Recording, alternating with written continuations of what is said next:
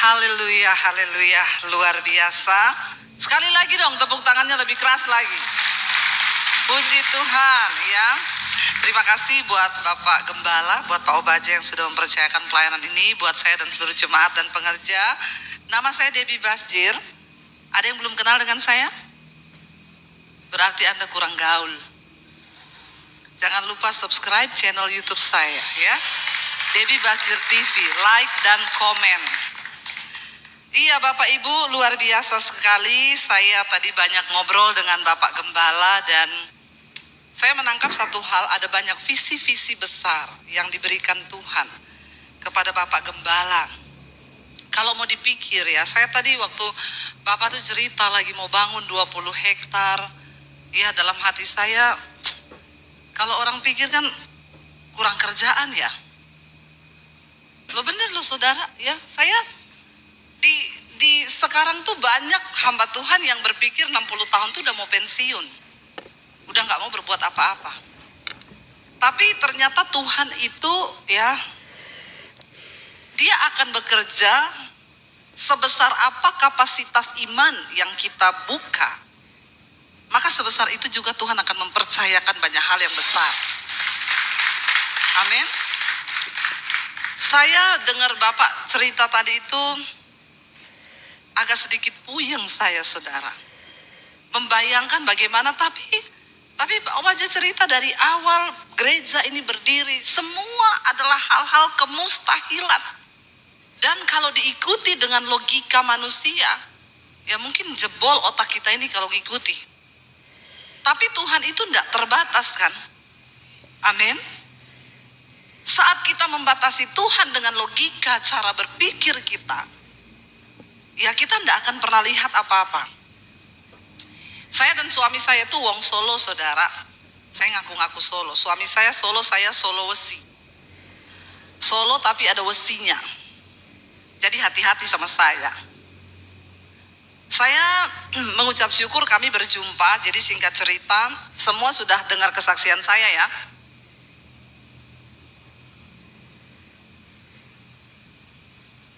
Banyak yang kurang gaul ya. Saudara, ya, berapa banyak yang belum dengar kesaksian saya? Coba angkat tangan. Enggak banyak sih, cuma sedikit ya. Saudara bisa lihat di channel YouTube saya nanti ya. Saya singkat aja. Saya bertobat tahun 95, papi saya haji, saya tidak mengenal Tuhan Yesus, dari kecil saya muslim. Tapi Tuhan berkata, bukan kita yang pilih dia yang pilih kita. Dan saya mengenal Tuhan Yesus tahun 95, waktu itu saya mau bunuh diri. Singkat cerita, saya hancur masa muda saya karena saya tidak mengenal jalan Tuhan. Saya berjalan sendiri dengan maunya saya dan waktu saya mau bunuh diri saya berkata, Tuhan, saya percaya Tuhan itu ada, tapi Tuhan itu siapa? Tunjukkan dirimu sebelum saya mati bunuh diri. Dan benar Tuhan tunjukkan dirinya, karena Tuhan tunjukkan dirinya saya tidak jadi bunuh diri. Tepuk tangan dong buat Tuhan. Kenapa saudara? Jadi kalau ada yang mau bunuh diri di sini, ya saya mau bilang, sebelum kau mau bunuh diri bilang Tuhan, aku mau ketemu engkau. Karena kalau kita mau bunuh diri lalu ketemu Tuhan, pasti tidak jadi bunuh diri. Karena Tuhan yang sanggup memulihkan dan mengubahkan kehidupan seseorang. Amin. Lalu saudara, ketika saya mau bunuh diri, saya berjumpa dengan Tuhan Yesus. Singkat cerita, 1 tahun saya bertobat, hidup saya dipulihkan, saya mengalami perubahan.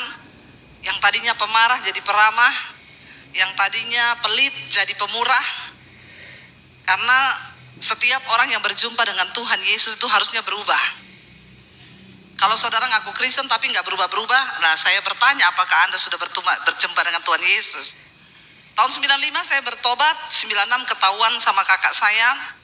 Saya sembunyi-sembunyi ke gereja. Dulu kalau ke gereja saya pakai baju senam, karena dulu saya pelatih senam aerobik. Saya dulu pernah kurus saudara, percayalah. Sebelum banyak makan ragi seperti sekarang ini ya. Jadi saya dulu pergi ke gereja pakai baju senam, pulang saya ganti baju, dan iman saya bertumbuh. Saya dikasih Alkitab, saya baca Alkitab. Saya baca Alkitab tuh 6-7 jam satu hari.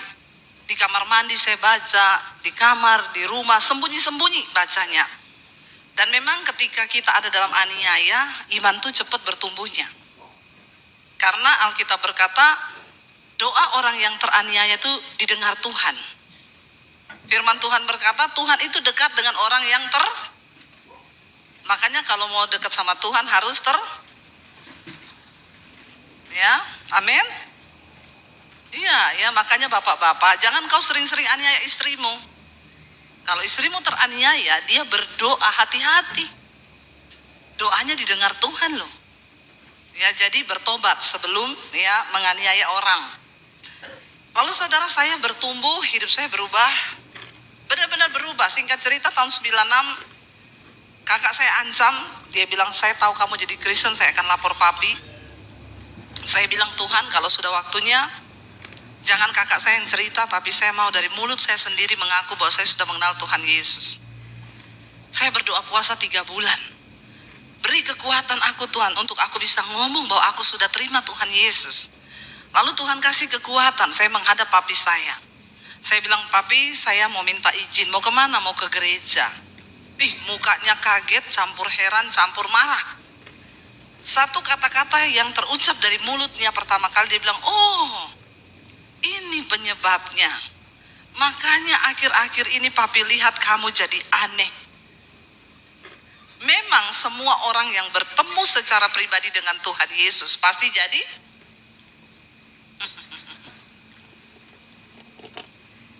coba tanya kanan kirimu, bilang, sudah aneh belum kau? Tanya, cepat, tanya, udah aneh belum? Ya, kau aneh atau aneh-aneh? Aneh, jangan aneh-aneh saudara ya. Saya aneh berubah, kenapa? Dulu pemarah, tukang berantem sama adik saya yang badannya tatoan laki-laki. Tapi waktu saya terima Yesus, saya baca Alkitab. Jangan marah, tinggalkan panas hati. Jangan kalah dengan kejahatan, tapi kalahkan kejahatan dengan kebaikan. Saya praktikkan itu saudara. Dan firman Tuhan mengubahkan hidup saya. Saya baca Alkitab, dikatakan bahwa jangan khawatir, ya, jangan kepahitan, jangan membalas jahat dengan jahat. Ya, sebab peperanganmu bukan darah dan daging, tapi roh yang ada di udara. Saya belajar mempraktikkan itu semua. Ya, jangan pelit, jangan kikir. Bilang amin dong. Biasa aja. Kayaknya nafsu banget aminnya ya. Dan cuma amin-amin. Saudara, saya mau bilang ya, tadi Bapak Gembala tanya, siapa yang diberkati lewat radio? Diberkati, amin. Siapa yang pernah memberkati radio? Semua turun tangan, ampuni mereka Tuhan. Karena mereka tahu apa yang mereka lakukan. Tapi mereka pura-pura tidak tahu. Saudara, kunci untuk kita mengalami berkat Tuhan di tahun yang akan datang, jangan kikir. Jangan pelit. Cuma di kelompok ini yang amin nih. Yang di situ tidak, apalagi yang di atas itu. Ya. Saya ngomong ini karena saya sendiri sudah mempraktikkan. Saya mempraktikkan. Ya, dan saya tahu Tuhan itu bekerja. Tuhan punya format untuk bekerja. Sebab dia tidak bisa mengingkari firman-Nya. Dia bilang siapa yang menabur, mereka yang akan Kalau saudara nggak pernah nabur, apakah Anda akan pernah nuai? Ya, nggak mungkin. Kita harus mengerti cara kerja Tuhan. Hari ini saya dan suami kami dipercayakan begitu banyak hal-hal yang luar biasa oleh Tuhan, bahkan berkat Tuhan. Tapi itu tidak terjadi dengan sendirinya saudara. Saya ingat 21 tahun lalu di Solo. Saya dulu pelayanan saudara. Kami beli rumah di Mojosongo. Warga Mojosongo ada di sini? Yang dari Mojosongo teriak, banyak sekali orang Mojosongo ya. Haleluya. Saya dulu beli rumah di Mojosongo di Penny Regency di Mojosongo. Saudara, kami tinggal di sana, tapi waktu 21 tahun lalu saya menikah, saya tinggal di Pondok Mertua Indah. Lalu saya punya anak yang pertama masih bayi waktu itu. Saya mau cerita tentang menabur. Nggak tahu nih saya larinya ke menabur nih ya. Tuhan lagi mau bukakan rahasia buat setiap kita. Lalu waktu itu saya ingat anak saya masih bayi. Dan besok itu uang saya tinggal 50.000, 21 tahun yang lalu. Tinggal 50.000. Itu besok anak saya susunya habis. Harus saya pakai buat beli susu. Tiba-tiba mau tidur malam, jam 10 ada orang ketuk pintu. Tok tok tok. Biasa yang ketuk pintu tengah malam begitu emergensi. Saya bilang sama suami saya, lihat siapa tuh malam-malam bertamu begini. Aduh, mesti ini ada sesuatu. Benar, suami saya buka, nggak lama dia datang ke kamar. Dia bilang, itu loh penjual soto di samping gereja. Dia bukan orang Kristen, saudara. Dia bukan agama Kristen. Kenapa? Anaknya sakit demam. Terus mau dibawa ke rumah sakit. Terus mau pinjam uang. Berapa? 50.000. Dalam hati saya, kok yo pinjemnya pas yo. Pinter tenan yo. Boyo separuh 25. Bo selawe ngono yo. Minjemnya 50 deh. Dan aku yo tinggal punya 50. Terus saya bilang sama suami, masalahnya besok anak kita susunya habis. Terus uang yang ada di saya tuh tinggal 50.000. Suami saya tuh pinter ngomong begini, aku terserah kowe. Kata suami saya, aku manut, nek kowe ngomong kei tak kei. Nek ora aku yo ora. Saya kan jadi terpojok toh. Jadi kalau ada apa-apa kan saya yang salah toh. Nek besok nggak ada duit, aku salah. Tapi juga nek aku nggak kasih, Tuhan marah. Yo aku juga yang kena. Saya bingung. Saya bilang, tak tanya Tuhan. Lo kita harus bertanya Tuhan, amin. Saudara percaya Tuhan tuh masih bicara? Saudara percaya Tuhan masih menuntun? Kalau tidak percaya pulang saja. Buat apa saudara datang ke gereja? Benar toh? Lalu saya merenung sejenak, Tuhan. Saya tidak doa puasa dulu ya, karena orang nunggu di depan pintu toh. Jangan kau bilang doa puasa saya aku yo.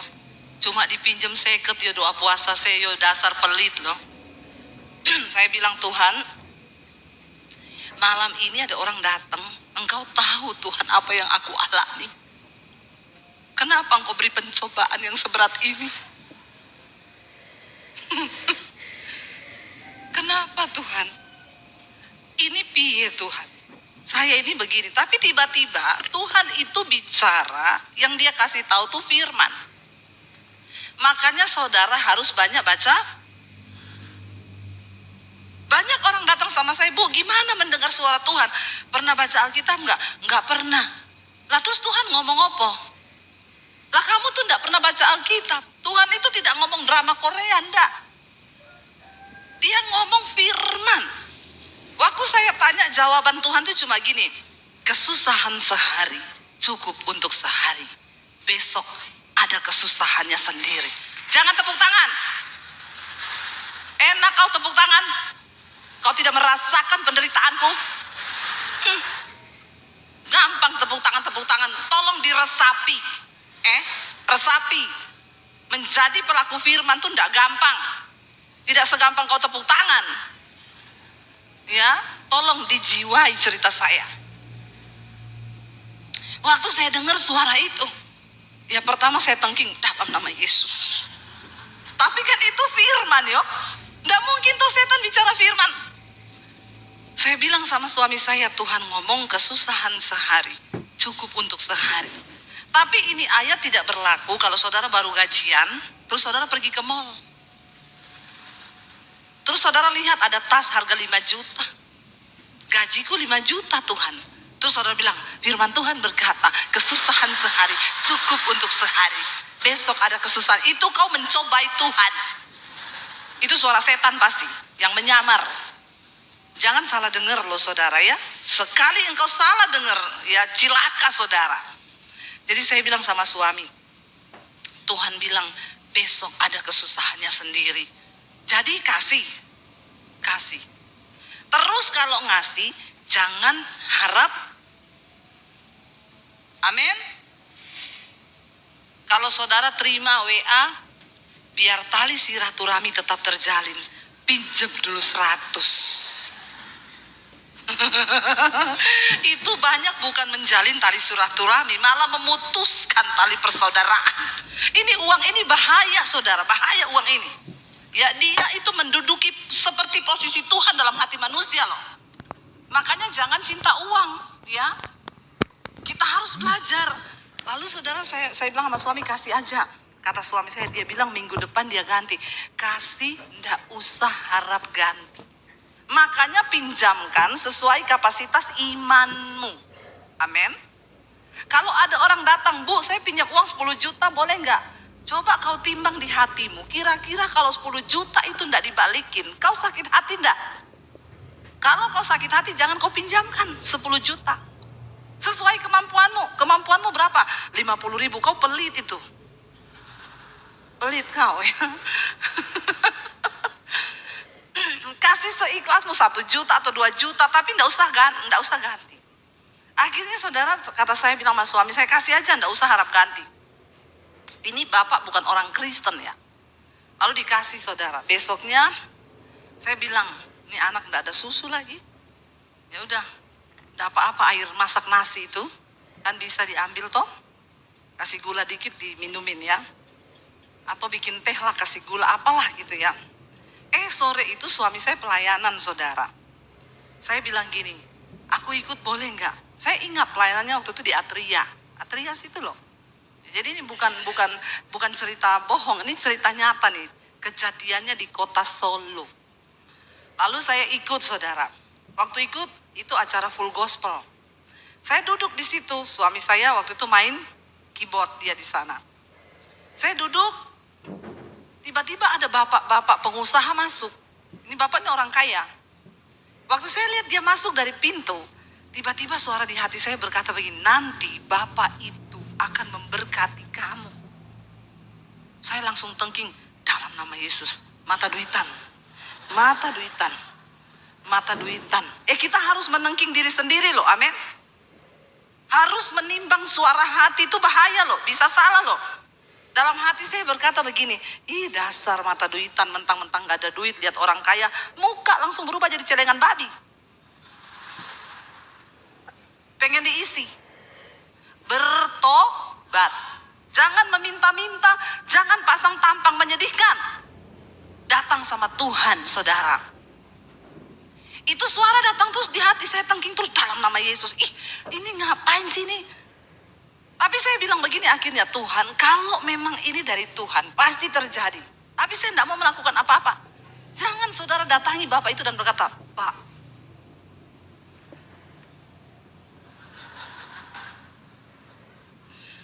ada pendeta begitu, Pak, tatap mata saya. Waktu bapak masuk, Tuhan bicara, bapak harus memberkati saya. Kalau ada pendeta model kayak gitu, saudara left group saja. Itu bukan pendeta beneran, itu jadi-jadian. Nubuat bukan nubuat, lu buat-buat. Saya tunggu saudara. Sudah selesai ibadah, kita makan-makan, udah ngobrol-ngobrol, tidak terjadi apa-apa. Saya bilang memang dasar roh mata duitan. Saya tengking diri saya sendiri. Selesai itu, waktu kita turun saudara dari tangga, bapak itu ketemu di bawah tangga. Dia salaman lagi sama saya. Dia bilang, Bu, bagaimana kabar kalian? Gini. Baik, puji Tuhan. Tuhan tuh suruh saya memberkati kamu loh. Saya, benar suara Tuhan. Terus dia bilang gini, sini. Saya mau mendoakan kalian. Nggak usah ketawa begitu ya. Saya tahu itu hatimu itu seperti apa. Saya mau mendoakan kalian. Lalu kami datang. Dalam hatiku, berkatnya doa itu juga berkat. Bukan cuma duit, doa juga berkat. Habis didoakan dia bilang gini, Tunggu. Tuhan itu suruh saya berkati kalian. Nih, semua yang di dompet saya disuruh Tuhan kasih ke kalian. Saya bilang, yang benar Pak. Iya. Berarti ini suara Tuhan loh. Saya enggak ngomong apa-apa. Dia ambil dompetnya, ini ya. Ada uang 750.000 Tuhan suruh saya kasih ke kalian. Saya tanya, lah Bapak pulang naik apa? Saya pinjemin lagi 50.000 ya Pak. Saya masih mikir dia pulang loh saudara. Tapi dia bilang, oh saya kan bawa supir Bu. Enggak. Oh iya terima kasih Pak, Tuhan berkati. Terima kasih sama Tuhan, jangan sama saya. Kita turun tangga bareng sampai di depan. Dia bilang begini, Bu ini Tuhan suruh saya loh. Ada nomor rekening enggak? BCA ada, saya bilang ada Pak. Berapa? Lupa Pak, enggak hafal. Nomor rekening tolong dihafal. Ya. Supaya kalau Tuhan mau bukakan pintu berkat, saudara ingat loh. Karena kan orang bisa berubah toh. Kalau sekarang saya ditanya hafal 785 034 0241 BCA Debbie Basjir. Hafal saya, hafal di luar kepala. Nggak usah tepuk tangan. Dulu enggak, dia tanya, hafal nomor rekeningnya berapa Bu? Enggak hafal nih Pak. Oh ya udah besok jam 8 tolong kirim ya SMS ke nomor saya. Oh iya Pak, baik Pak. Tuhan loh yang suruh saya ini. Saya juga bingung, saya nggak pernah kayak gini, tapi ini Tuhan suruh. Besok pagi kan dia bilang jam 8 toh. Kalau ada orang janji begitu, saudara tunggu sampai jam 8. Baru kirim itu nomor rekening. Ada orang dibilang jam 8, jam 6 dia sudah kirim. Jam 8 dia WA, sudah transfer belum? Jadi orang yang mau memberkati ini seperti ada utang sama dia. Ini orang-orang mata duitan begitu saudara.